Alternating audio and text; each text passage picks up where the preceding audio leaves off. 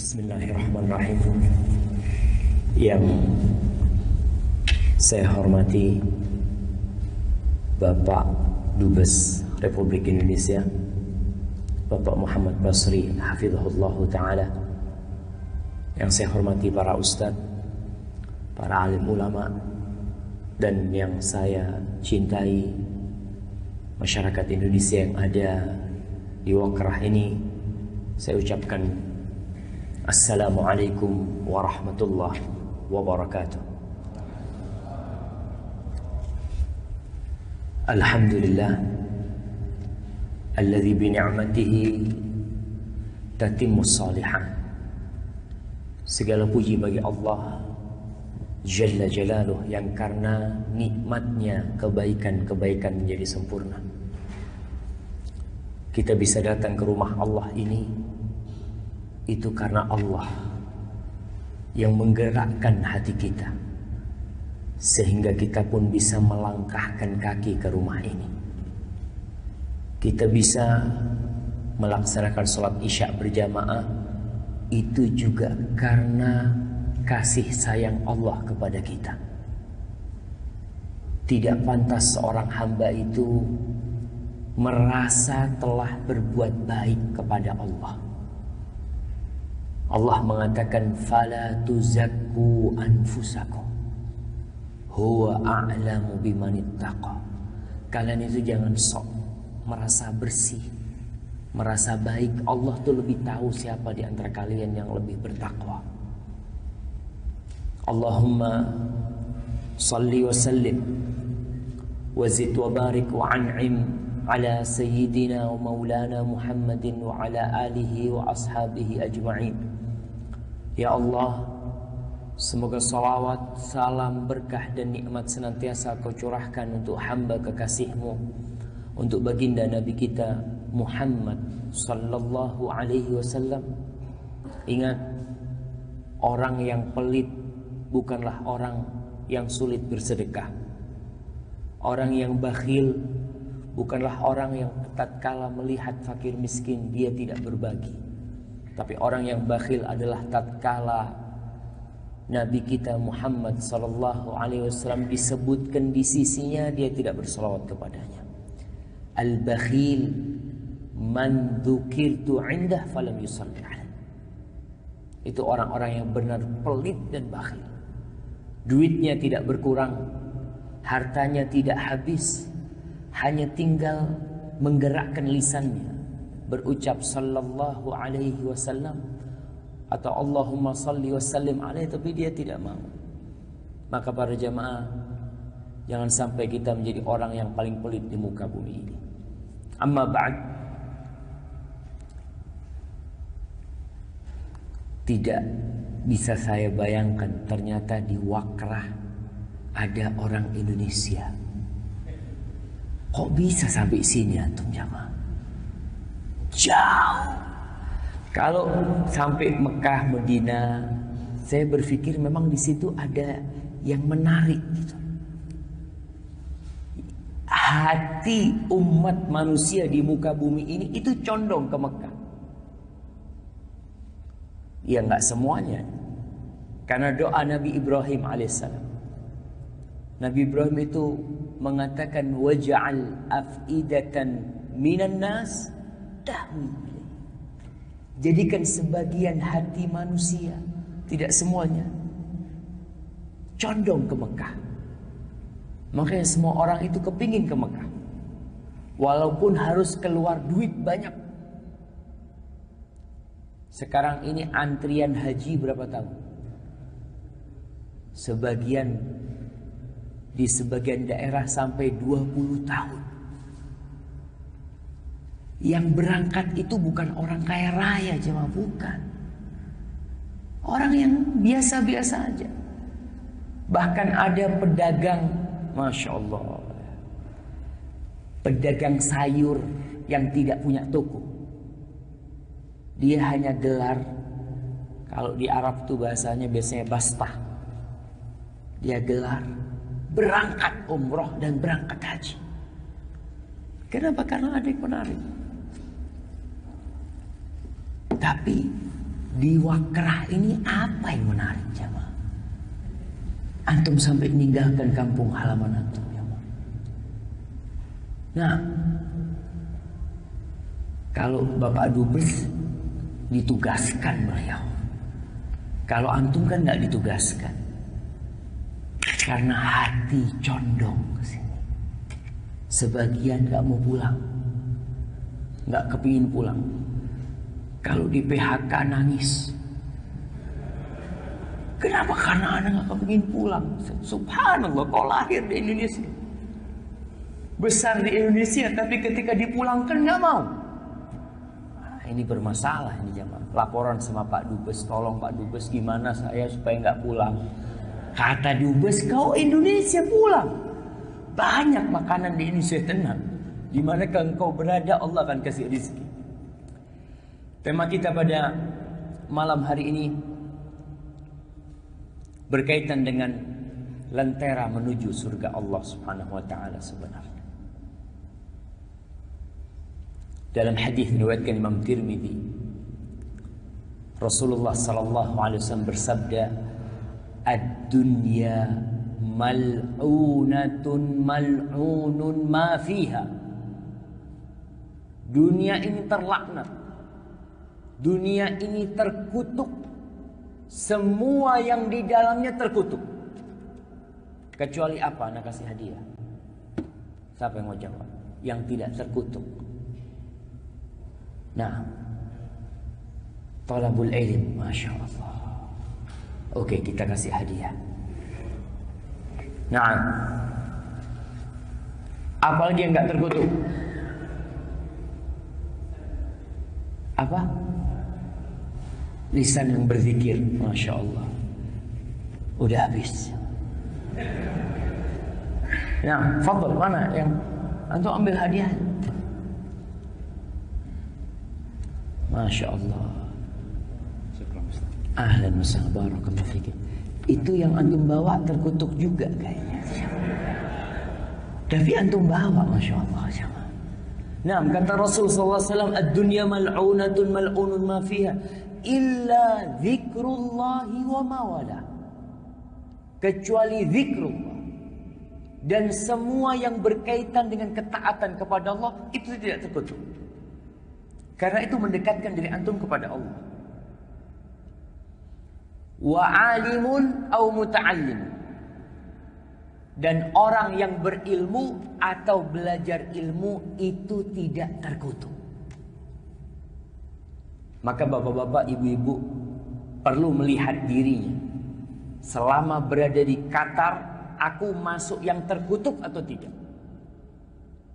Kalau ternyata keberadaannya hanya untuk mengumpulkan dunia, untuk menumpuk harta, untuk membangun rumah, maka Allah berfirman, wailul likulli humazatil lumazah alladzi jama'a malan wa 'addada yahsabu anna malahu akhlada.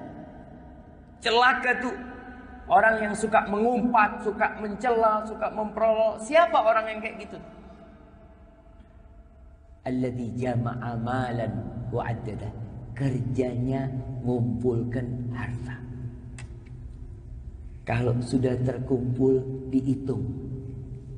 Bapak-bapak ngitung nggak? Nggak usah. Anak nggak pernah ngitung, karena istri yang ngitung. Jadi yang terlaknat siapa? Ya biar istri. Anak. Itu subhanallah. Jama'a malan wa 'addada. Tinggal kita perlu mengkoreksi diri kita. Kita masuk enggak? Yang kerjanya cuma jamak dan menghitung, mengeluarkan Allah. Takut keluar hartanya. Kenapa? Yahsabu anna malahu akhlata. Dia mengira bahwa hartanya itu akan menambah umurnya, membuat dia jadi kekal. Masya Allah. Ada apa nih? Ma'asyiral ikhwah rahimakumullah. Ada sebuah kelaziman bagi setiap mukmin untuk menuntut ilmu. Talabul ilmi fariidhatun ala kulli muslim. Menuntut ilmu itu adalah kewajiban bagi setiap orang Islam. Wajib hukumnya. Ilmu apa yang wajib dituntut? Ilmu tentang Allah. Nggak semua ilmu wajib. Ilmu yang wajib yang pertama ilmu tentang Allah, yang kedua ilmu tentang Rasulullah sallallahu alaihi wasallam, yang ketiga ilmu tentang Islam sebagai agama. Itu yang wajib. Matematika nggak wajib. IPA wajib? Nggak. Kalau ada orang, ya kalau kita lihat orang dulu ada yang sampai mati nggak pernah pegang buku IPA. Karena SD juga nggak lulus. Nah, yang wajib itu menuntut ilmu agama. Kita bicara wajib.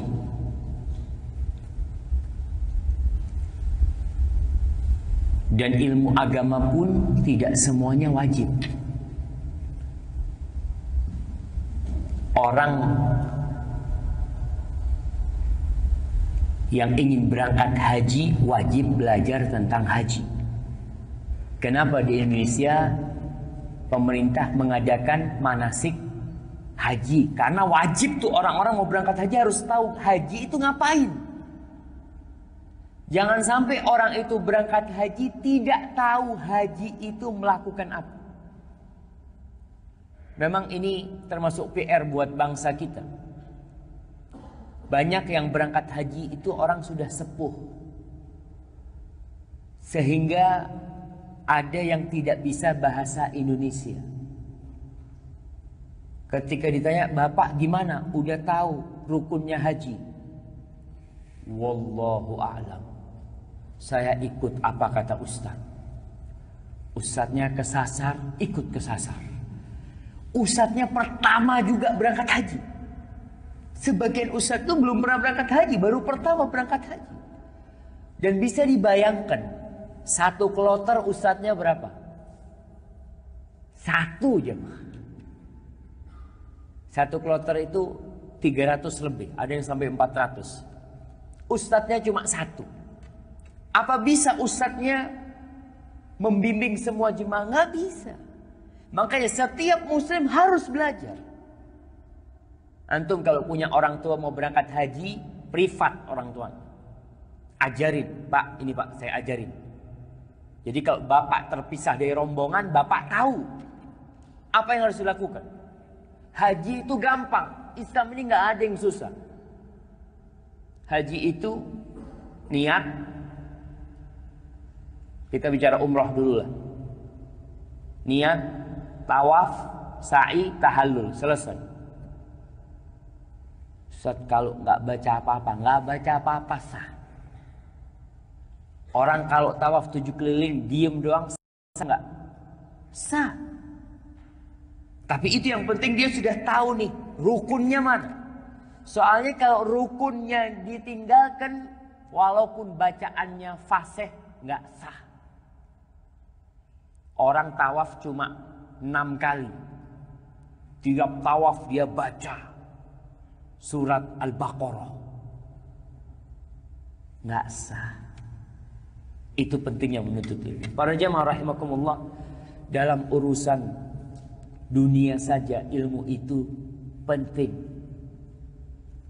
Suara Anda bisa sampai ke antum, bisa terdengar karena ilmu. Minyak di Qatar ini bisa keluar dan antum bisa datang karena ilmu. Perjalanan yang dulu ditempuh selama 1 bulan naik kapal laut dari Indonesia ke Mekah, sekarang bisa 9 jam nyampe. Karena apa? Ilmu. Itu dalam urusan dunia, apalagi dalam urusan akhirat. Perjalanan menuju surga Allah ini jauh sekali. Jalan yang dilalui sangat menakutkan. Kalau antum nggak punya, tersesat antum nantinya. Sekarang aja bapak-bapak banyak yang tidak tahu jalan menuju ke Wakrah, menuju ke masjid ini. Tapi dengan bantuan GPS nyampe ke sini. Berarti ada yang ngasih tahu, ada ilmunya, ada yang membimbing, ada yang memandu. Kalau nggak punya GPS, dia telepon sama sahibnya. Ana sampai pertigaan. Terus mau kemana? Kata sahibnya, terserah ente mau kemana.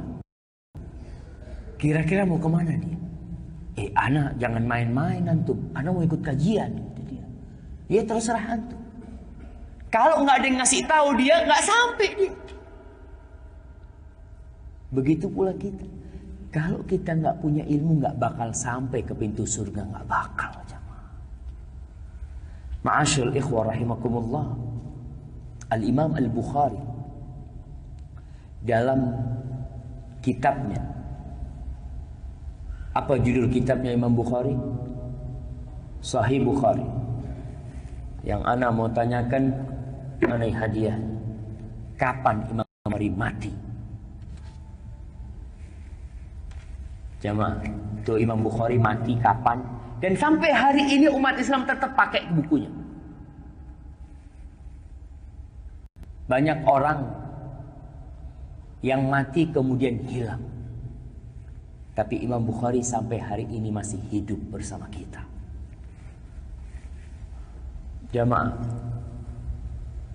Ustaz, itu kan bukan termasuk ilmu yang wajib. Nah, nggak wajib. Makanya anak kasih hadiah yang bisa jawab. Kalau yang wajib antum nggak perlu hadiah. Jamaah, Imam Bukhari itu nggak punya bapak, anak yatim. Makanya ibu-ibu jangan takut ketika jadi single parent. Jangan berpikir anak yatim itu nggak sukses. Nabi Muhammad SAW yatim. Imam Bukhari yatim. Imam Syafi'i yatim. Tapi ternyata dia lebih bermanfaat daripada orang-orang yang bapak ibunya ada. Kapan meninggal Imam Bukhari? 256 Hijriah. Baik, ana ganti pertanyaannya, kapan lahir beliau? Masya Allah, 194. Antum baca di kitab mana itu? Oh, di Syekh Google. Ini kalau ilmunya Syekh Google kayaknya, kalau nggak Syekh Google-nya yang salah, antum yang salah baca. Nggak apa-apa lah, anak kasih hadiah yang kecil aja buat antum. 196. Mudah-mudahan. Hah? Fadol antum ambil hadiah. Berapa Masehinya? Kita nggak perlu Masehi. Kita ini orang Islam. Kita ngitungnya dari hijrahnya Nabi Muhammad SAW. Baik. Beliau umurnya nggak panjang, ya. Tapi manfaatnya dengan ilmu yang beliau miliki, Masya Allah. Sampai kiamat, insya Allah orang akan baca kitab Sahih Bukhari dan Imam Bukhari dapat pahalanya. Sekarang nih, ana mengatakan qala al-Imam Bukhari, babun al-ilmu qabla al-qawli wal amal. Imam Bukhari dapat pahala. Bab berilmu sebelum berucap dan beramal. Berilmu sebelum berucap dan beramal. Artinya kita tidak boleh mengamalkan sesuatu kecuali ada ilmunya. Kita tidak boleh mengambil tindakan kecuali sudah ada ilmu. Ngomong aja kalau nggak pakai ilmu, diem. Takut salah antum ngomong.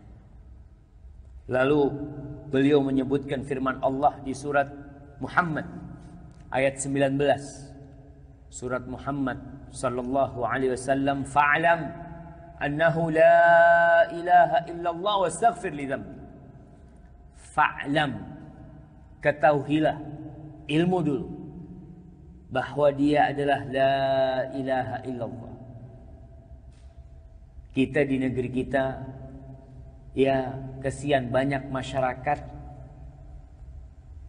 yang mungkin bisa disebut Islamnya itu Islam KTP. Saudara-saudara kita di Mentawai itu satu hari bisa pindah agama 2 kali. Benar-benar sangat memprihatinkan. Teman-teman kita yang berdakwah di sana, Ustaz, subhanallah Ustaz.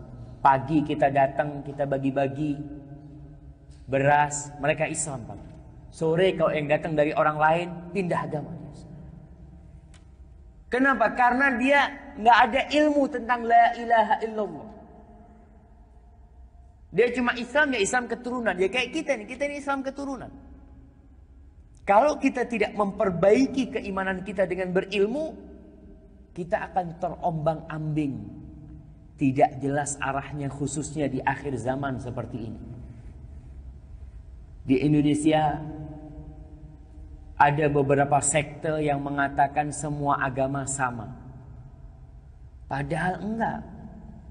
Agama macam-macam, enggak sama. Tapi sebagian umat Islam, ini jadi masalah umat Islam, yang orang Nasrani tidak mengatakan agamanya sama Islam. Enggak sama kata orang Nasrani. Agama kita yang benar. Yang Islam malah mengatakan semua agama sama. Subhanallah, kok bisa? Mereka tidak mau disamakan agamanya. Antum nyamakan agama antum dengan mereka. Maka enggak. Ada keberagaman. Kita lihat. Tapi kita tahu bahwasanya la ilaha illallah. Qul huwallahu ahad. Wastaghfir li dzambik. Setelah kau punya ilmu, baru istighfar. Mulai berucap. Para jemaah, ketahuilah nggak ada waliullah itu diangkat dari orang yang bodoh. Nggak ada. Jangan sampai kita salah kaprah mengklaim fulan waliullah. Waliullah itu semuanya ulama. Kalau tadi Bapak Dubes mengatakan ulama dan umara harus bergandengan tangan, nah, kalau tidak umaroknya akan salah jalan dan ulamanya juga tidak bisa membimbing umat. Tapi ketika mereka bergandengan tangan baru bisa. Waliullah itu semuanya ulama. Kadang-kala di masyarakat kita ada pandangan kalau waliullah itu orang yang nyeleneh. Dulu di kampung kita di Jember itu ada satu waliullah, katanya masyarakat nih. Itu pernah mobil dia mogok, bensinnya habis. Dia kencingin mobilnya bisa jalan. Oh, waliullah. Waliullah gimana? Allah mengatakan innama yakhsyallaha min ibadihi al-ulama. Yang takut kepada Allah, nih tingkatan wali nih. Karena ilmu yang sebenarnya adalah rasa takut kepada Allah. Yang takut kepada Allah di antara hamba-hambanya al-ulama. Mereka hanya ulama. Orang yang kenal sama Allah SWT, takut dia. Dan Allah mengatakan yarfa'illahu alladhina amanu minkum walladhina utul ilma darajat. Allah mengangkat derajat orang-orang yang beriman. Bapak ibu semua beriman diangkat derajatnya sama Allah. Walladhina utul ilma darajat. Yang berilmu lebih tinggi lagi diangkat. Dalam urusan dunia aja kita ngelihatlah. Orang-orang yang berilmu dihormatin, dihargai. Kalau datang duduknya disuruh di depan. Nah, itu dalam urusan ilmu dunia. Apalagi ini orang kenal sama Allah. Orang ini bisa menjelaskan siapa itu Allah. Maka tentu derajatnya akan lebih tinggi fid dunya wa fil akhir. Di dunia dan di akhirat. Antum lihat, nih bukti kalau orang yang berilmu itu ketika di Qatar ini amir-amir, perdana menteri-menterinya sholat Id. Siapa yang jadi imamnya? Siapa yang jadi imam? Yang paling banyak bacaan Qur'annya. Semua di belakang, dia di depan menghadap Allah Subhanahu wa ta'ala. Padahal ini amir, pemimpin, iya, tetap di belakang. Karena yang diangkat sama Allah adalah yang berilmu. Maju satu ke depan, lainnya satu baris. Yang maju satu langkah ke depan tuh yang berilmu. Itu salah satu bukti Allah mengangkat derajat orang-orang yang berilmu di dunia. Rasul sallallahu alaihi wasallam mengatakan, "Falya ummakum aqra'ukum li kitabillah." Yang berhak jadi imam di antara kalian semua yang paling banyak hafalan Quran, yang paling baik bacaan Quran, yang paling ngerti sama agama. Bukan yang paling tinggi pangkatnya, bukan. Bukan yang paling tua nanti ketika semua ilmunya sama, ilmu fikihnya sama, Qur'annya sama, terus yang paling tua, 2 orang dipilih nih. Karena biasanya yang paling tua ya lebih dekat lah sama Allah Subhanahu wa ta'ala. Para jamaah,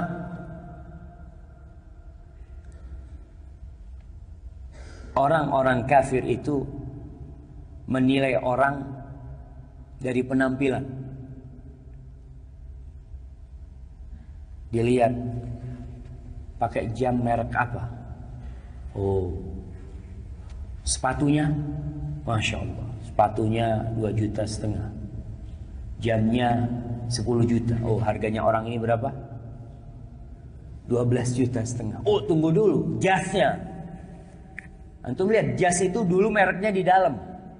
Sekarang mereknya di mana? Di luar. Supaya orang tahu harganya, kelihatan. Oh, jasnya mahal nih. Mulai ini. Subhanallah. Itu ukuran orang-orang kafir. Sedangkan kita tidak. Allah mengatakan, "Inna akramakum 'indallah atqakum." Yang paling mulia di antara kalian ada yang paling bertakwa kepada Allah Subhanahu wa taala. Kullukum min Adam. Semua kalian itu anak keturunan Adam. Wa Adam min turab. Adam itu dari tanah. La fadla li Arabiyyin ala a'jamiyyin wala li a'jamiyyin ala Arabi. Wala li aswad ala ahmar wala li ahmar ala aswad illa bittaqwa. Kalian semua dari Adam dan Adam dari tanah. Orang Arab tidak lebih baik daripada orang Ajam, dan orang Ajam tidak lebih mulia daripada orang Arab. Orang yang putih tidak lebih terhormat daripada orang yang hitam, dan orang yang hitam pun tidak lebih terhormat daripada orang yang putih, illa bittaqwa, kecuali dengan ketakwaan. Bapak-bapak tahu, orang yang bertakwa ini orang yang dicintai Allah. Di antara bukti Allah cinta sama orang, kata Rasul sallallahu alaihi wasallam, "Man yuridillahu bihi khairan yufaqihu fid din." Kita bicara ilmu, selalu ilmu agama. Islam itu tidak meremehkan ilmu umum, tidak. Penting ilmu umum. Tadi udah disampaikan nama Bapak Dubes. Semua ilmu manfaat insyaallah. Tinggal masalahnya waktu dan tempatnya kapan dimanfaatkan. Tapi ilmu yang paling bermanfaat adalah ilmu agama. Kenapa? Sampai mati ikut antum. Sampai mati ke kuburan ikut. Nanti di padang mahsyar juga ikut. Nanti menyeberang sirat juga ikut. Sampai mengantarkan antum ke pintu surga Allah Subhanahu wa taala. Itu ilmu agama. Maka kata Rasul SAW, barang siapa yang Allah menginginkan kebaikan buat orang itu, yufaqihu fiddin. Allah bikin orang itu belajar agama, bukan yang lain. Makanya bapak-bapak yang mungkin dulu belajarnya umum, gak ada masalah. Tapi tetap agama harus dipelajari. Nggak harus di kelas belajar agama, enggak. Belajar agama itu nggak harus di ruangan resmi, enggak. Alhamdulillah Baitullah ada. Ustadz-ustadz ada di sini. Antum manfaatkan waktu untuk datang ke ustadz. Untuk apa? Anak kepingin dicintai Allah. Memang kalau antum belajar ke ustadz nggak dapat fulus. Kalau antum pagi berangkat kerja dapat fulus. Tapi bedanya antum sedang mencari cinta Allah Subhanahu wa taala. Jadi kalau kepingin tahu, dulu Bapak-bapak, orang tua itu tidak mau memasukkan anaknya ke pesantren. Karena dalam bayangan mereka pesantren ini buat orang-orang terbelakang. Biasanya anak dimasukkan ke pesantren kalau sudah nakal. Bahkan orang tuanya kalau nakut-nakutin anaknya, kau kalau nggak nurut, bapak masukkan ke pesantren. Enggak pak, iya pak, nurut. Masya Allah. Bayangkan pesantren tempat belajar ilmu agama itu tempat untuk nakut-nakutin anak. Orang tua kalau anaknya baik, umum jadi dokter. Kalau anaknya nggak bener, jadi ustadz aja. Masya Allah. Gimana sih mama? Makanya banyak ustadz nggak bener nanti akhirnya. Ketika memang yang dimasukkan ke pesantren ini memang sudah anak-anak yang subhanallah. Seakan-akan pesantren itu bengkel. Kalau sudah rusak masukin pesantren. Terus terang waktu kita di pesantren, anak punya teman dulu di pesantren, itu sebagian minum. Sebagian nggak sholat. Orang tuanya sudah tidak kuat didik anak itu, baru dimasukkan ke pesantren. Nggak benar nanti. Tapi sekarang sudah berubah. Sekarang sudah berubah. Orang-orang yang berpendidikan tinggi juga sudah berpikir, anakku ini gimana basicnya agama. Nanti setelah SMA mau kedokteran, mau fakultas apa, tafadhol, silahkan. Tapi yang penting awalnya dia sudah punya pegangan. Kalau dia jadi dokter, dia jadi dokter yang suka membantu orang lain. Kalau dia jadi pejabat, dia jadi pejabat yang pro rakyat. Pokoknya basicnya sekarang ditanamkan agama. Dulu kebanyakan orang-orang yang sukses itu, maaf ya, lulusan SD-nya Katolik, SMP Katolik. Kenapa? Karena dahulu sekolah yang favorit itu memang sekolah Katolik. Sekolah Islam, Masya Allah, yang ya kadang kala masuk nggak pakai sepatu, ustadznya kadang datang kadang enggak. Itu dulu jemaah. Setelah pasca kemerdekaan, tapi sekarang alhamdulillah banyak sekolah-sekolah Islam yang favorit. Bahkan sekolah-sekolah Islam terpadu pun Masya Allah banyak sekali. Sekolah Islam ada yang uang masuknya 40 juta. Antum jangan mikir gimana sekolah Islam mahal. Nah, antum mau yang murah, ada yang murah. Jangan takut, gratis ada yang gratis. Gak perlu disalahkan sekolah yang mahal, gak perlu. Antum gak mampu kan? Ya gak apa-apa, sekolahkan yang murah. Antum tahu yang namanya martabak itu, ada yang kelas biasa, ada yang spesial, ada yang istimewa, ada yang super istimewa. Harganya beda. Antum nggak perlu marah sama tukang apa? Martabak. Bapak ini gimana pak? Kok ada yang mahal? Kok nggak semuanya sama? Katakan ya orang beda-beda yang beli. Begitu pula sekolahan. Ada yang mau murah, alhamdulillah. Ada yang gratis, alhamdulillah. Ini kita bersyukur.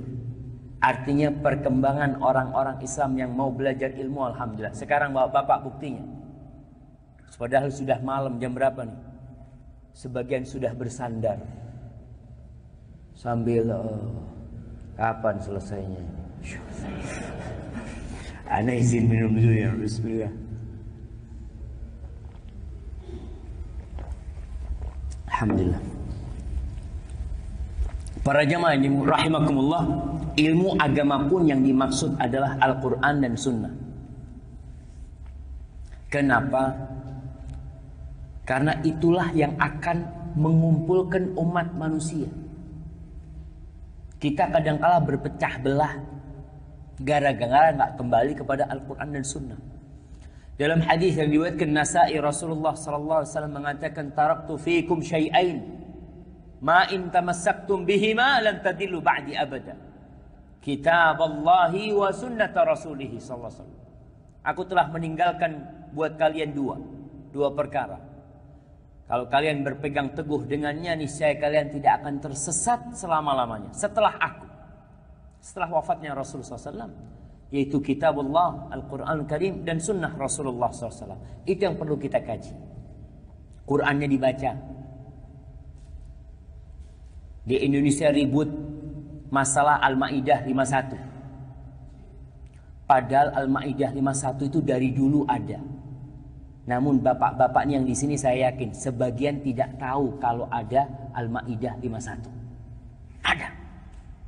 Yang sampai tua tidak pernah baca Al-Ma'idah 51. Kapan tahu ada Al-Ma'idah 51? Dari Bapak Ahok. Oh, ternyata ada Al-Ma'idah 51. Orang Islam baru tahu. Karena orang Islam nggak pernah baca Quran. Kalaupun baca Quran nggak pernah tahu artinya. Maka ini peringatan buat kita. Apa yang terjadi di negeri kita seharusnya membuat umat Islam balik. Ya Allah, ada apa dengan Al-Ma'idah 51? Baik, yang hafal Al-Ma'idah 51 anak kasih hadiah. Satu masjid anak kasih hadiah semua. Kalau ada hadiahnya. Ya Allah. Jamaah, masa satu masjid gak ada? Ana izin minum lagi.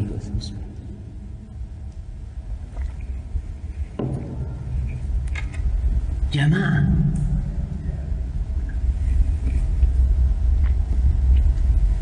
bunyinya Al-Ma'idah 51 kayak apa? Antum cuma ikut ribut. Tapi antum ngeribut Al-Ma'idah 51. Apa artinya? Wallahu a'lam. Tapi orang pada ribut nih, kita harus ribut juga. Al-Ma'idah 51. Jamaah. Terjemahannya. Terjemahannya itu bukan firman Allah. Bukan. Firman Allah tuh yang ya ayyuhalladzina amanu la tattakhidul yahuda wan nasara awliya. Pulang dari sini semuanya ngafalin. Besok kita kajian, anak tes lagi insyaallah. Nah, ini kita bicara ilmu yang akan menyelamatkan umat manusia dari ketersesatan. Kitabullah, Al-Quranul Karim.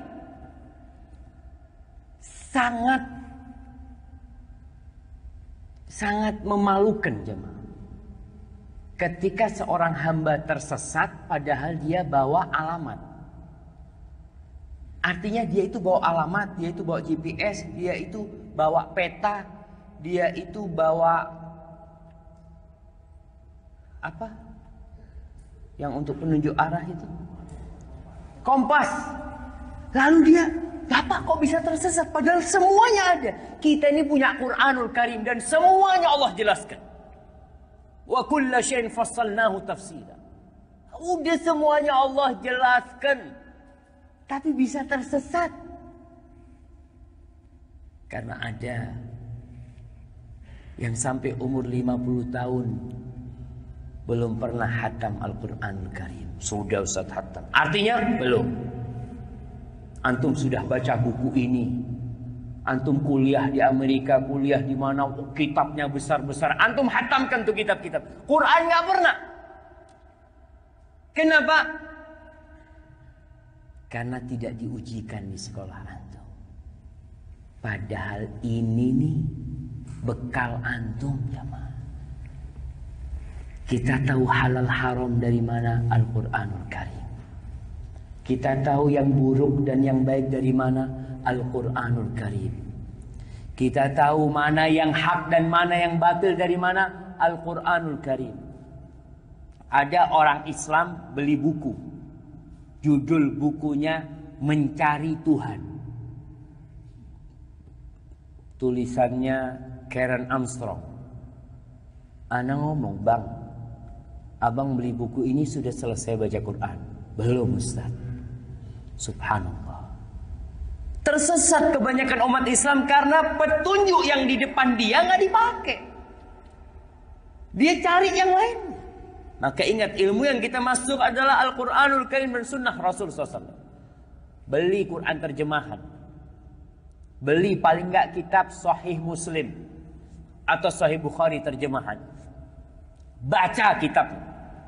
Baca di rumah. Habis asar atau habis subuh baca. Istrinya suruh datang. Sini. Duduk. Bang, aku mau masak. Duduk dulu. Kenapa? Kita ini sedang mau mengangkat derajat kita sendiri.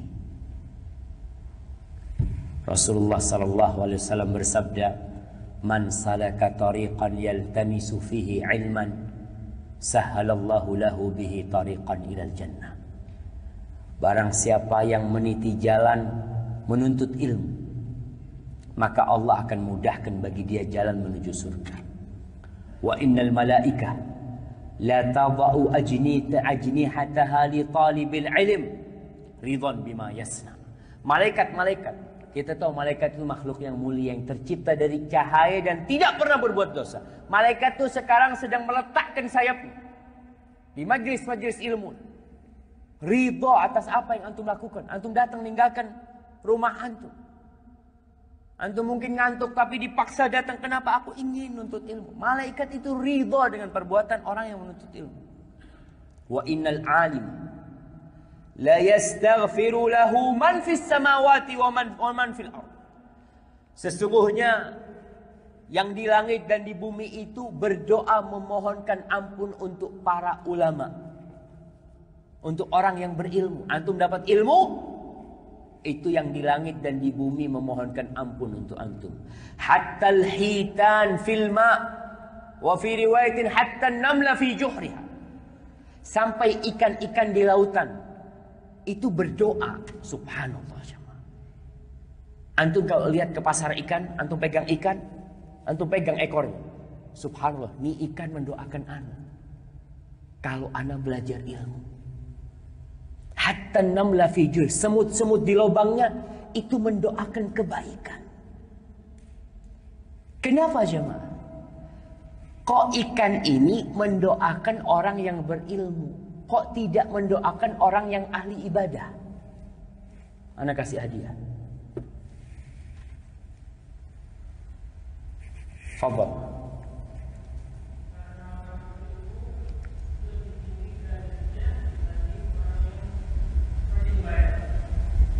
Iya.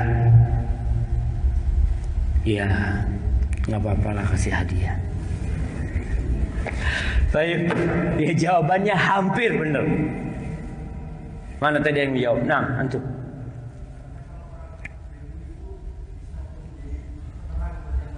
Masya Allah. Fadhal, fadhal. Antum ambil. Barakallahu fikum. Hayakum. Jamil jiddan. Ini yang ana inginkan. Fadhal, antum ambil. Orang yang ibadah itu hanya untuk diri sendiri. Sholat, zikir, apa manfaatnya untuk diri sendiri. Fadhal, barakallahu fikum. Hayakumullah. Orang yang berilmu manfaatnya ikan pun dapat manfaat. Kenapa sekarang umat Islam itu kok ada yang berburu ikan pakai bom? Jangan bicara aturan Ibu Menteri Susi. Dalam Islam pun nggak boleh. Apa dosanya ikan yang baru lahir? Ketika orang pakai bom yang kecil-kecil mati semuanya. Dan nggak dimakan. Dibuang tuh. Sedangkan kita tidak boleh membunuh binatang atau apa dengan iseng. Nggak boleh. Kadang-kadang di sungai kalau di kampung itu orang buru ikan pakai racun. Diracun, subhanallah. Yang diambil yang besar-besar. Yang kecil mati. Makanya ikan itu tidak mendoakan orang yang ahli ibadah. Karena manfaatnya orang ahli ibadah cuma untuk diri sendiri. Tapi orang yang berilmu, Masya Allah, ikan pun dapat manfaat. Semut pun di lubangnya dapat manfaat. Kita tahu nggak boleh kita bunuh semut. Dilarang, ada semut lewat. Apa salahnya semut semantu? Ketika orang berilmu nyampaikan nggak boleh bunuh semut, termasuk binatang yang tidak boleh dibunuh oleh Rasul Sallallahu Alaihi Wasallam. Semut itu bertasbih untuk Allah Subhanahu Wa Taala. Pernah ada seorang nabi digigit semut. Satu semut yang gigit. Sakit hati nih nabi. Dibakar satu kampung semut. Maka diutus malaikat menegur nabi itu. Halla namlatun wahidah. Kenapa yang kau bunuh bukan satu semut yang gigit kau aja? Kenapa satu kampung semut kau bakar lagi bunuh? Ummatun kanat tusabbih lillah. Satu kampung, satu umat yang bertasbih untuk Allah kau bunuh. Maka disinilah kembali semut lebih cinta kepada orang yang berilmu daripada orang yang ahli ibadah. Ikan-ikan pun mendoakan orang yang berilmu daripada orang yang ahli ibadah. Dan tadi disebutkan orang yang berilmu derajatnya lebih tinggi. Kata Rasulullah sallallahu alaihi wasallam, "Wa fadlul alimi 'alal 'abidi ka fadlil qamari 'ala sa'iril kawakib." Kalau temanya seperti mutiara di atas pasir, kata Rasul sallallahu alaihi wasallam, keutamaan orang yang berilmu dibandingkan orang yang ahli ibadah seperti keutamaan purnama di antara semua bintang-bintang. Ketika ada bulan purnama, bintang kelihatan, tak kelihatan. Itulah ilmu. Wa innal ulama warasatul anbiya. Ulama itu pewaris para nabi, bukan ahli ibadah. Ingat, kita supaya jelas nih. Engkau kalau mau jadi ahli ibadah, kau tidak akan jadi pewaris nabi. Yang jadi pewaris nabi itu ulama. Wa innal anbiya lam yuwarithu dinaran wala dirhaman. Para nabi itu tidak mewariskan emas dan perak, enggak. Wa innama warathul ilma. Yang mereka wariskan adalah ilmu. Ilmu apa? Ilmu agama. Yang diwariskan para nabi. Wa innama warathul ilma. Faman akhadahu akhadha bihaqqin wafir. Barang siapa di antara kalian itu yang mengambil itu warisan, maka dia dapat bagian yang keberuntungan yang banyak sekali. Makanya jangan ada kata terlambat untuk ilmu agama. Nggak ada. Pak Dubes sudah jelaskan, nggak ada kata terlambat. Subhanallah jamaah. Kemarin saya di Solo, dalam sebuah acara ada mu'alaf yang suruh baca Quran. Dia masuk Islam kalau salah setahun setengah atau 2 tahun lah. Baru 2 tahun kira-kira masuk Islam, sudah hafal 17 juz. Baru 2 tahun. Bapak-bapak lahir Islam, berapa juz hafalannya? Alhamdulillah, semua juz. Juz buah, jus tomat, jus mangga. Wallahi sahih jemaah. Kenapa? Kadang-kadang antum tidak merasa butuh sama itu ilmu. Yang ada keinginan nambah gaji. Kalau gaji kepingin nambah. Kalau ada pengurangan gaji, demo. Tapi ketika hafalan Qur'annya tidak tambah bahkan berkurang, nggak pernah. Ada keinginan. Para jemaah rahimakumullah, kita kurang menghargai ini warisannya para nabi. Ma'asyiral ikhwah rahimakumullah, ulama mati tapi ilmunya terus bermanfaat. Tadi kita katakan ada 3 yang kalau orang mati tidak putus. Siapa yang bisa jawab? Masya Allah. Nah, anak yang soleh, sedekah jariyah, ilmu yang bermanfaat. Masya Allah, fadl. Kayaknya semuanya bisa jawab, cuma cepet-cepetan aja. Barakallahu fikum. Baik, itu 3. Anak soleh, sedekah jariyah. Yang ketiga apa? Au ilmin yuntafa'u bihi. Ilmu yang dimanfaatkan.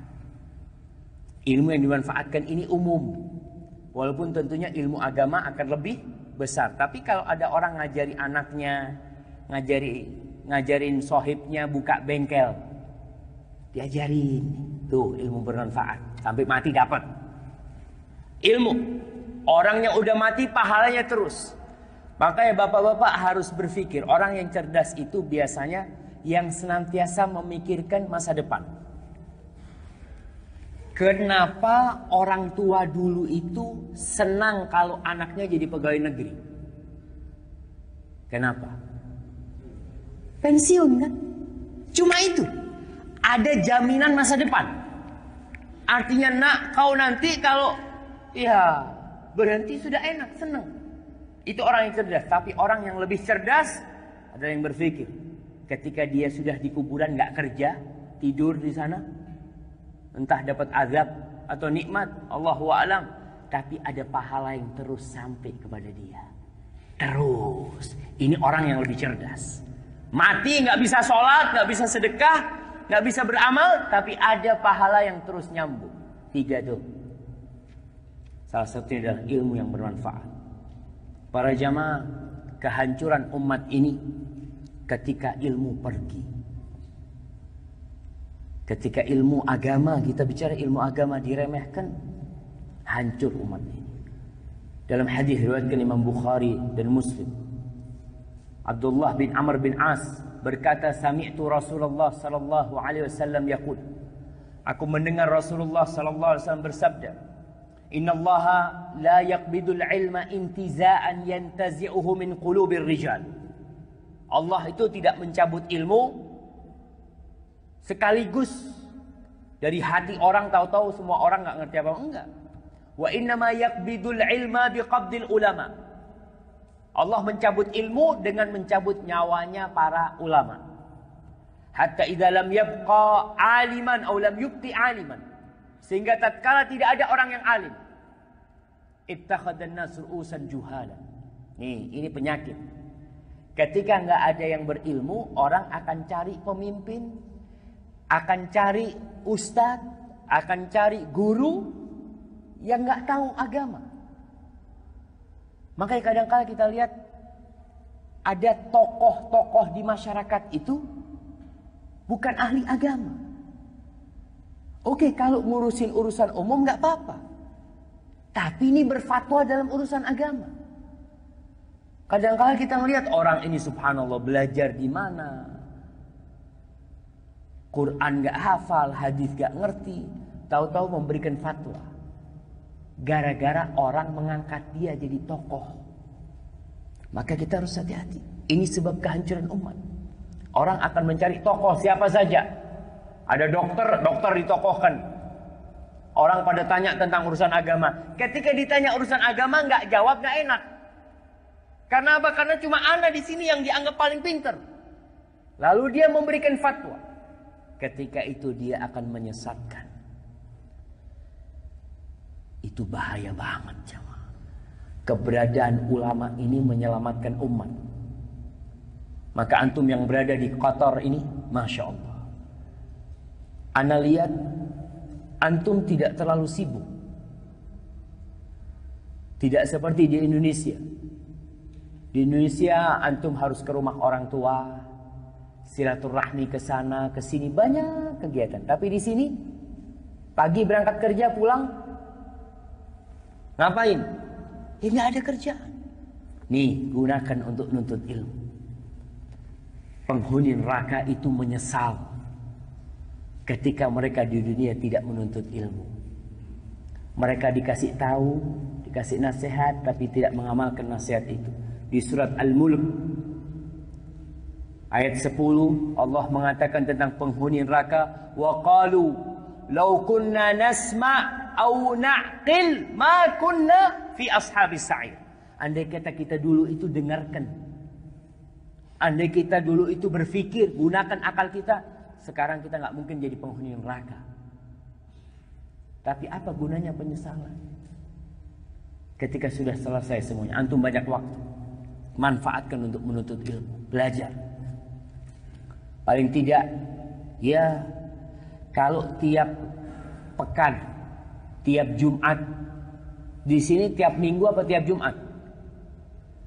Liburnya minggu apa Jumat di sini? Jumat. Jadi ngomongnya tiap Jumat, bukan tiap minggu. Tiap Jumat antum hafal 1 ayat, 1 tahun berapa? 51 ayat. Kalau antum 10 tahun berarti berapa ayat antum hafal? 510 ayat. Coba antum lihat. Pulang dari Qatar, berapa tahun di Qatar, Mas? Ya, baru Ustaz. Baru 12 tahun. Insyaallah. Hafalan Qur'annya udah nambah. Ya, belum Ustaz. Fulusnya doang yang nambah. Jamaah, ma indakum yanfad. Yang kalian kumpulkan akan kalian tinggalkan semua. Wa ma indallahi baq. Tapi yang di sisi Allah itu yang akan kekal dan abadi. Tapi ingat, niat menuntut ilmu harus benar. Kenapa? Kalau tidak benar nggak ada gunanya. Bahkan akan jadi bumerang buat kalian. Rasulullah sallallahu alaihi wasallam mengatakan, wal Qur'anu hujjatun laka au alaik.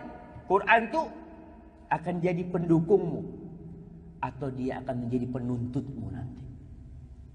Ketika niatnya nggak benar, ketika Qur'annya tidak diamalkan, hanya dihafalkan belaka. Niat menuntut ilmu, kata Rasul sallallahu alaihi wasallam, man ta'allama ilman mimma yubtagha bihi wajhullah azza wa jal la yata'allamuhu illa liyusiba bihi 'aradan min ad-dunya lam yajid arfal jannah yaumal qiyamah. Barang siapa yang menuntut ilmu, yang ilmu ini khusus untuk mengharapkan wajah Allah, ilmu agama. Kalau orang belajar kedokteran memang untuk cari duit. Kalau orang belajar umpamanya perminyakan memang untuk bekerja. Tapi orang belajar ilmu agama, kalau tujuannya cari duit, maka kelak pada hari kiamat dia tidak akan mencium bau surga. Walaupun dia seorang alim ulama. Kalau niatnya bukan lillahi ta'ala. Niatnya untuk cari kerja, untuk cari dunia, untuk mengumpulkan harta. Masya Allah. Bapak kenapa jadi ustaz? Alhamdulillah, amplopnya tebel ustaz itu, kata dia. Ini nggak benar nih. Niatnya sudah untuk mencari amplop. Maka perbaiki niat.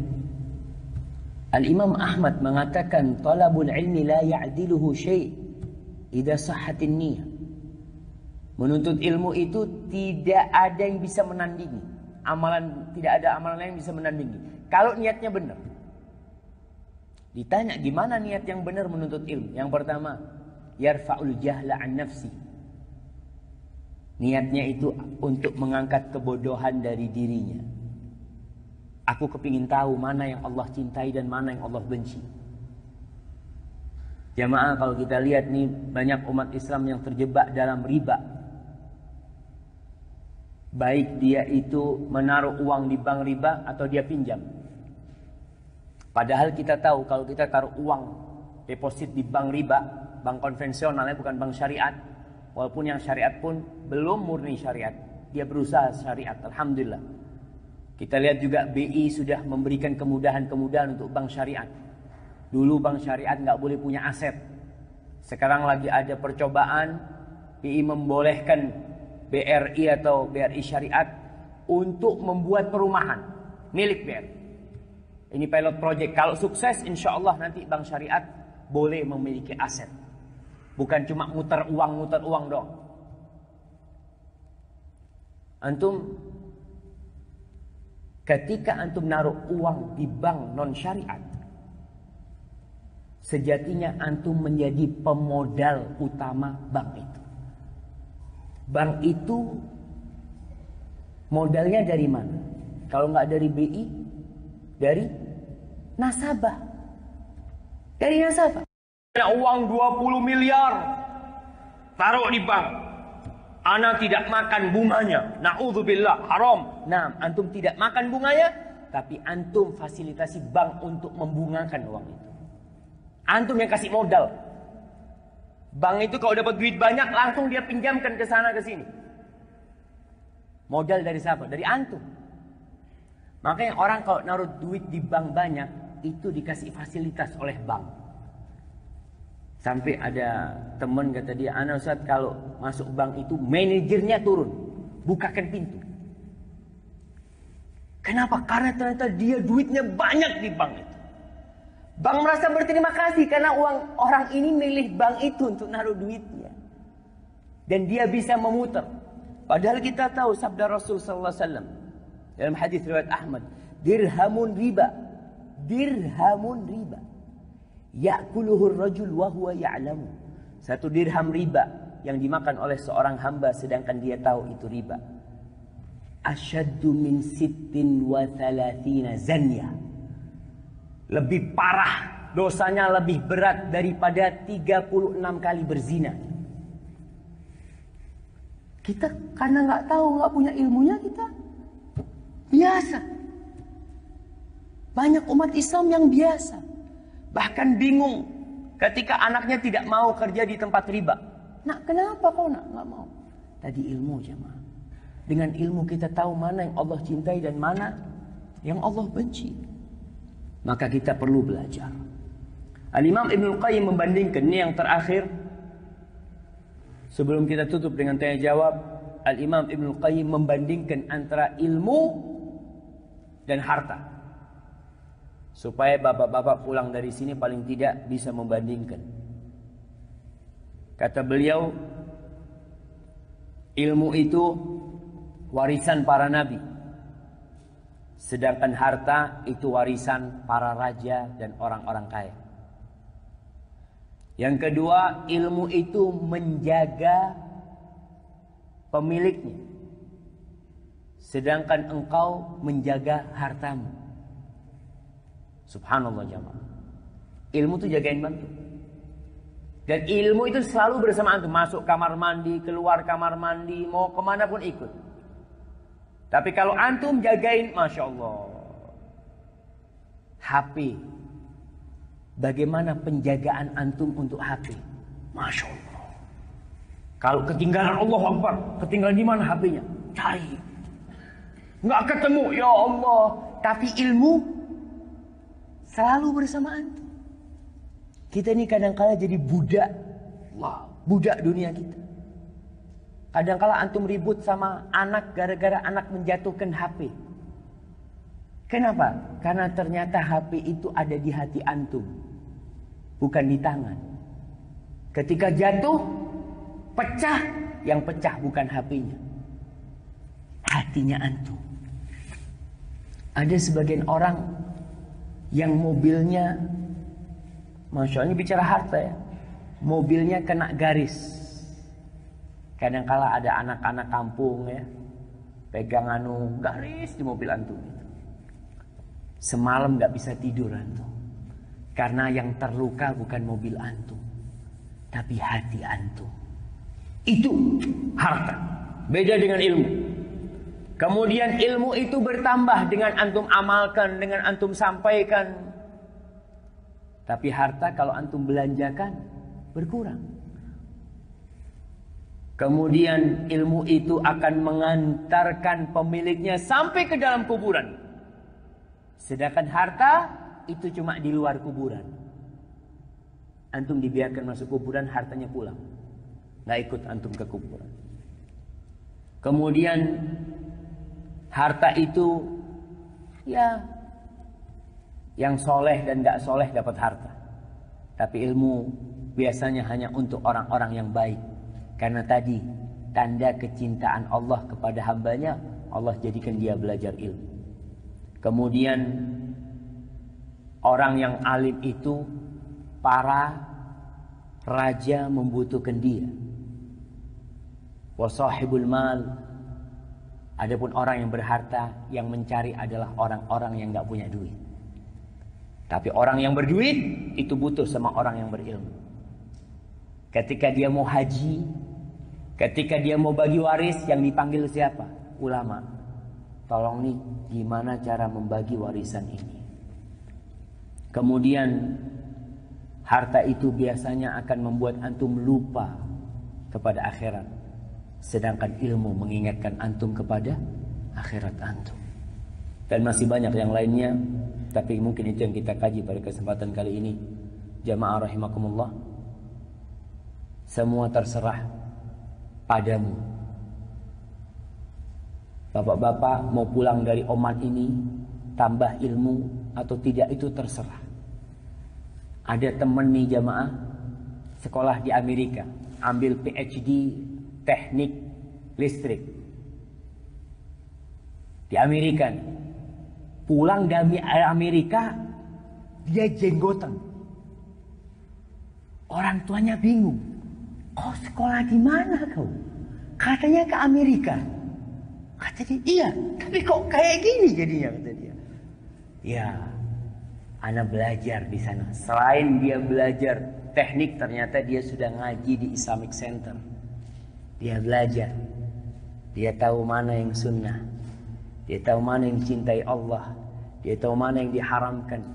Dia tahu mana yang halal. Sehingga pulang, harapan kita bapak-bapak yang berada di Doha, ibu-ibu, pulang bisa mewarnai negeri kita menjadi lebih indah. Baldatun thayyibatun wa rabbun ghafur. Menjadi negeri yang makmur, aman sentosa dan diampuni oleh Allah Subhanahu wa taala.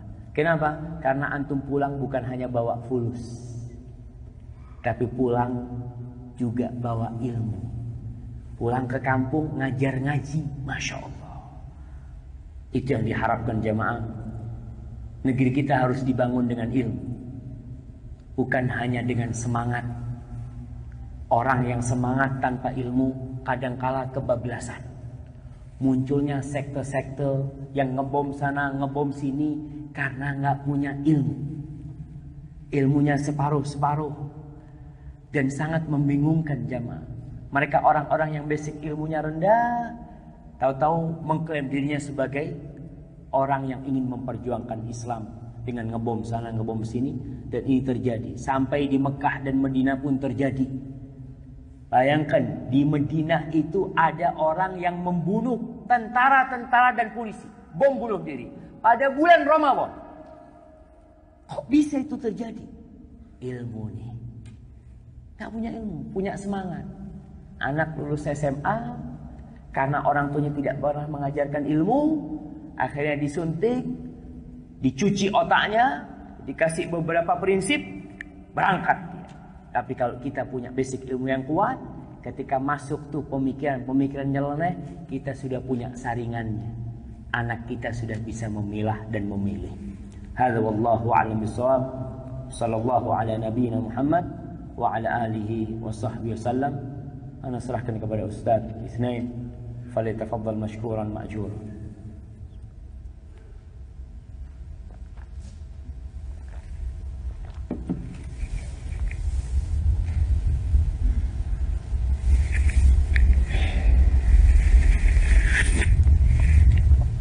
Kif Ustaz?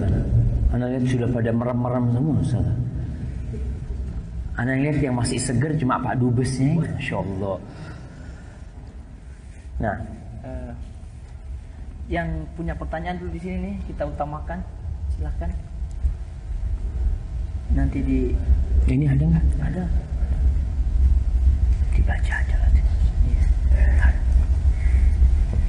Nah, ya.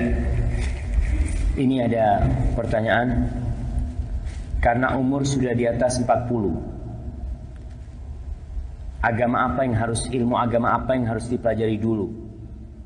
Hafalin Quran, belajar baca Quran, belajar akidah, belajar bahasa Arab, semua pengen dipelajari Ustaz. Insyaallah biiznillah. Subhanallah jemaah. Baik. Orang yang umur 40 tahun itu disyariatkan baca doa. Ana kasih hadiah siapa yang tahu doanya? Yang boleh jawab yang umurnya sudah 40 tahun. Apa? Bahasa Indonesia. Baik, ini ada yang jawab. Baik. Fadhal.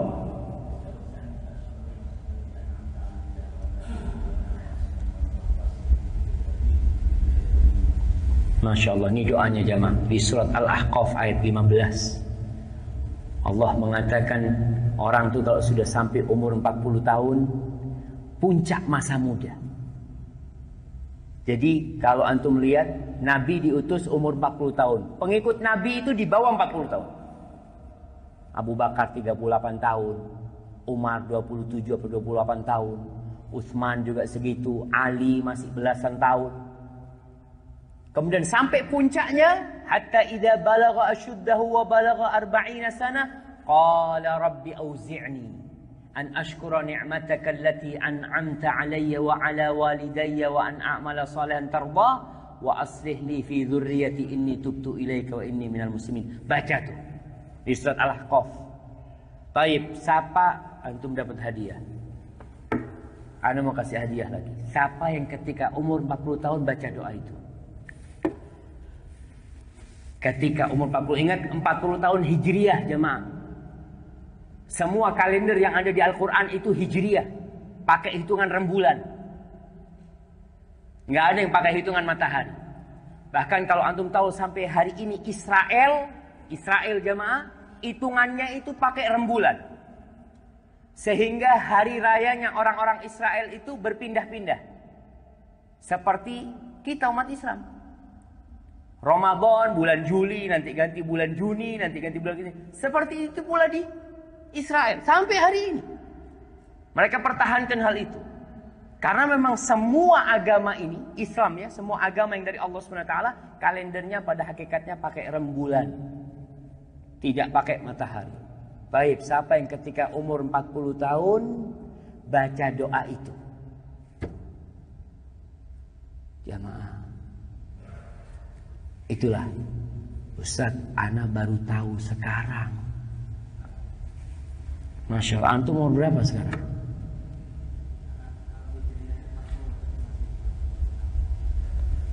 Kalau hijriahnya 40 tapi masih 38. Masehinya 38. Tanggal berapa antum lahir?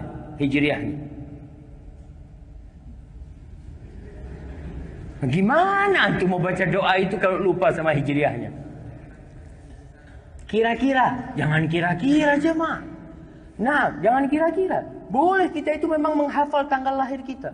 Oke, nggak masalah, anak kasih hadiah antum. Fadhal, antum ambil hadiahnya. Jamaah tolong, jamaah antum cari tahu anak lahir tanggal berapa hijriahnya. Sekarang tinggal di convert kan? Barakallahu fikum. Masya Allah. Antum baca itu. Terus apa ilmu apa yang harus dipelajari? Yang pertama baca doa itu.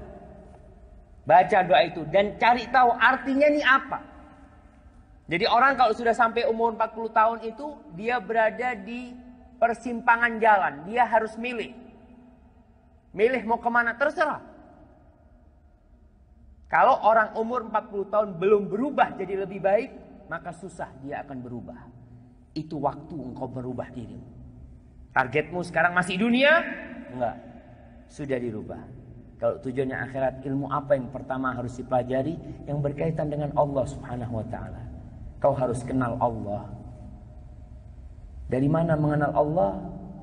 Dari ayat-ayat ciptaan Allah atau dari ayat-ayat Al-Quranul Karim? Baca Quran sambil menghafal. Nah, enggak masalah. Kalau antum sudah umur 40 tahun berat untuk menghafal, sebenarnya enggak berat ya. Karena Allah mengatakan walaqad yassarnal Qur'ana lidzikr. Kata Allah, kami benar-benar telah memudahkan Al-Quran untuk diingat. Mudah Al-Quran ini untuk diingat. Fahal min mudzakir. Tapi ada enggak yang mau mengingat? Kita enggak mau. Bahkan sebagian antum mungkin enggak pernah berdoa minta sama Allah dalam doanya, ya Allah karuniakan hamba untuk hafal juz amma. Ada yang enggak pernah berdoa. Karena dia enggak punya kepedulian dengan Al-Quranul Karim. Maka tadi antum belajar tentang Allah. Belajar tentang yang pertama ya kalau bicara akidah itulah tentang Allah, akidah kita. Rukun iman. Yang 6 antum pelajari. Qur'annya tetap antum belajar. Bacaannya diperbaiki. Alhamdulillah waktu kita banyak jamaah. Apalagi antum yang ada di Doha ya, ana lihat ya Masya Allah. Kenapa banyak yang gak kepingin pulang? Karena nyaman di sini. Kerja 8 jam, 16 jam. Ngapain? Ngapain jamaah? Ngapain? Facebookan gitu ya. Masya Allah. Allahu Akbar jemaah. Iya, itu yang pertama harus dipelajari. Tapi ini Ustaz, bagaimana dengan asuransi Ustaz? Asuransi besok kita bahas. Iya, kajian kita tentang jagalah Allah, Allah akan menjagamu. Apakah asuransi termasuk kita menjaga Allah atau tidak? Barakallahu fikum. Karena tentu kalau kita bicara bank ada yang syariat, ada yang tidak syariat. Asuransi pun ada yang sesuai syariat, ada yang sama dengan bank tadi, bank riba. Oh, ini ada pertanyaan mirip sih pertanyaannya jamaah. Ustaz, dalam mempelajari ilmu agama ini dimulai dari mana Ustaz? Dan bagaimana dengan mempelajari bahasa Arab? Subhanallah jamaah. Sebenarnya di Arab ini antum lagi ada di Doha, seharusnya pulang bisa bahasa Arab. Seharusnya. Yang hidup di tanah Arab, mati di tanah Arab nggak bisa bahasa Arab itu cuma onta. Nah, antum jangan kayak gitu. Berapa tahun antum di Doha? 10 tahun. Bisa bahasa Arab? Alhamdulillah. Kaif halak? Kaif halak aja sudah. Kita nggak tahu. Subhanallah, kesempatan jamaah. Di Indonesia itu orang kalau mau belajar bahasa Arab, kepingin dia ngomong sama orang Arab, kepingin dia cari, tapi nggak dapet. Antum tiap hari ketemu sama orang Arab, berusaha ketika orang Arab itu ngomong bahasa Inggris, antum jawabnya pakai bahasa Arab. Lama kelamaan dia akan jawab antum pakai bahasa Arab. Karena tadi teman-teman di mobil cerita, Ustaz, banyak orang Qatar juga yang lebih bangga berbahasa Inggris daripada berbahasa Arab. Banyak. Nah, antum rubah. Kenapa? Bahasa Arab ini bahasa Al-Quran. Bahasa itu jamaah memiliki pengaruh di karakter seseorang. Antum coba ketika latihan karate pakai bahasa Jepang. Kemudian latihan karate pakai bahasa Arab. Beda mukulnya. Ketika antum mukul, bismillah Allah. Tapi ketika pakai bahasa Jepang lain. Bahasa ini mewariskan karakter seseorang. Orang yang pakai bahasa Inggris, gayanya beda. Coba orang ngomong bahasa Inggris ya, itu gayanya lain. Dan ketika ngomong bahasa Arab, beda lagi dia. Karena apa? Karena bahasa Arab bahasa Al-Quranul Karim. Dan kata Umar bin Khattab, ta'allamul lughal arabiyyah fa innahu juz'un min dinikum.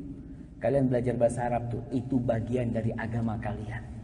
Bagian dari agama kalian. Bapak-bapak tahu, Indonesia sebelum merdeka, itu yang namanya koran bahasa Arab, majalah bahasa Arab, ada majalah Hadramut, ada majalatul Ahqaf, ada majalatul Zakhirah, ada majalatul Rabitah, ada majalatul apalagi Al-Mursyid. Banyak majalah, semuanya bahasa Arab. Ketika kita merdeka, habis semua. Kenapa? Wallahu a'lam. Karena mungkin semangat orang kepada Arab sudah hilang. Padahal di masa Belanda, ya namanya pemerintahnya Belanda pada waktu itu biasanya umat Islam, dia kepingin menunjukkan keislaman mereka. Kemudian dulu mereka menulis bahasa Melayu itu pakai tulisan Arab. Tulisan Arab. Sampai sekarang di mana? Di beberapa kota itu tulisan jalan pakai bahasa Arab. Maka kalau kita bicara bahasa Arab ya antum perlu belajar bahasa Arab, apalagi yang ada di sini ya. Ibu-ibu kosong, Ustaz, apa gunanya anak belajar bahasa Arab? Subhanallah, ketika niatmu lillahi ta'ala akan naik derajatmu. Karena itu termasuk ilmu yang disyariatkan untuk dipelajari. Jemaah kayaknya anak udah capek jemaah ya. InsyaAllah kita lanjutkan besok. Apabila yang anak sampaikan benar itu dari Allah Subhanahu Wa Taala. Kalau ada yang salah dan kurang berkenan dari diri anak pribadi, Allah dan Rasul terbebaskan dari kesalahan itu. Tapi di sini ada hadiah, anak mau kasih hadiah satu yang besar ini. Sebutkan 7 alasan kenapa kita belajar ilmu. Jangan. Oke, kebanyakan 7. 6. Fadhal. Berdiri antum.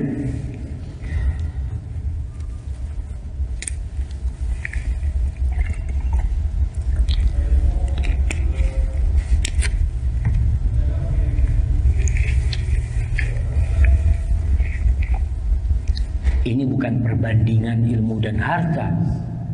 Apa alasan antum belajar ilmu? Belajar agama ini apa alasan? Fadhal.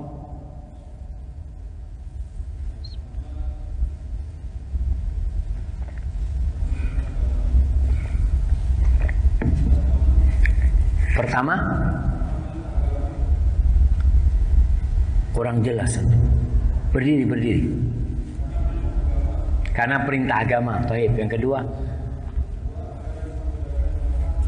agar kita bisa membedakan antara yang hak dan yang batil. Yang ketiga,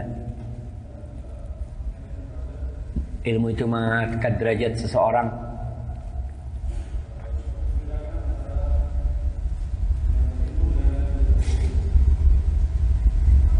Membedakan antara yang berilmu dan yang tidak berilmu. Mengantarkan kita surga. Udah. Iyalah, nggak apa-apa lah jemaah. Fadhal dikasihkan hadiah jemaah. Barakallahu fikum. Taib. Hadza wa sallallahu ala nabiyyina Muhammad wa ala alihi washabihi wasallam. Wassalamualaikum warahmatullahi wabarakatuh.